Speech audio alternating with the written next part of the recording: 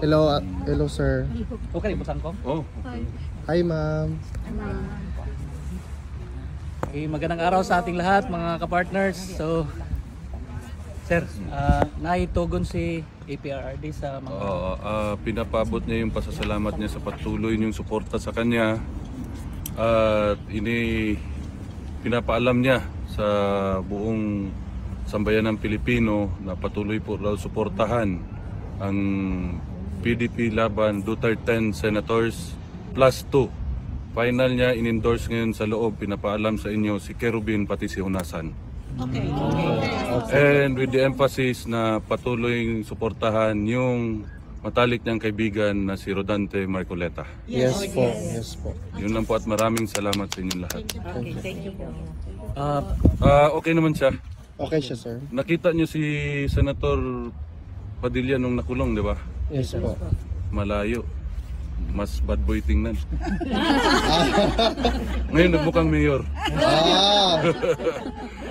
Nasa mabuting kalagayan naman. Inalagaan siya na maayos sa loob. Amen, thank you.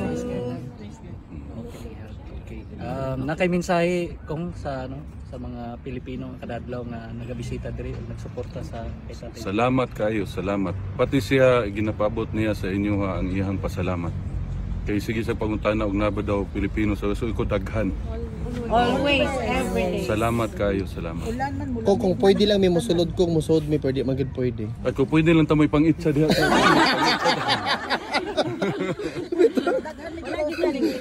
Wala, bawal eh. Bawal. Sige ni pahinumdom ni si Anilet, bawal daw.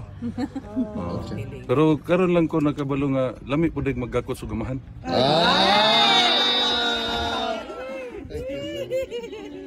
Nag-moments pa na sila.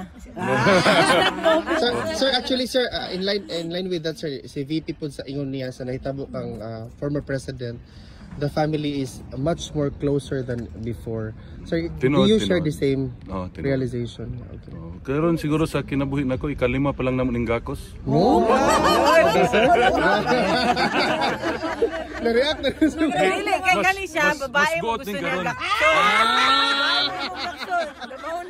Mas got among gakos karon. Okay. With feelings ang gakos Pero okay man siya, gusto niya paibalo sa inyo na he is in good health. Nalipay po siya. Sige lang pakatok. Si Hanilet may seryoso, sige kuan dito sa iyang check up siya na nairitan. Sige masahe sa tiil. Pero okay ra tanan. Salamat sa inyong tanan. Salamat gikan sa among pamilya. Welcome sir. Wala isa pa yan. Thank you sir. Dulo to sir. Hanggang sa dulo po sir. Hanggang sa dulo to. Sabi ni Tatay Digong mag-relax lang mi sir pero relax lang mi sa gawas. Pero hanggang sa dulo mi diri mag-relax. Kaya ning weather diri oy. Pero painit naman sir.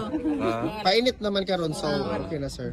Sir, ang mga tao diri wala gyud problema og na diri. Makaon, kape, tanan, tinapay. Istoryahin lang mi sir kasi gusto niya makaunon kay paluto na namo. Uy, maulaw ta. Sakto Kabalo gyud mo ka ma'am. gumuluto.